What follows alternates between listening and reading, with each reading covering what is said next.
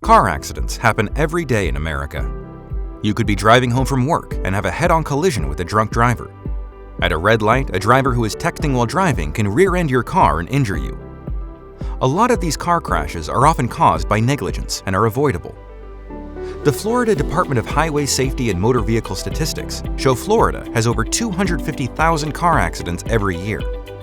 These accidents cause nearly 200,000 injuries and more than 2,000 deaths. Also, about 150,000 of these car crashes result in property damage. Some of the common cases we handle are rear-end accidents, texting and driving, head-on collisions, and many more.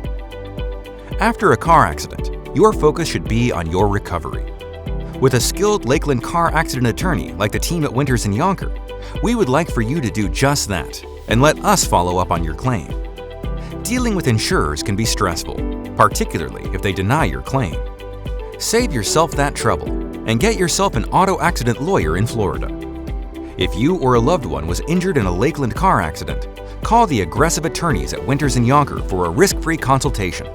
We are available 24/7 to help you when you need it most.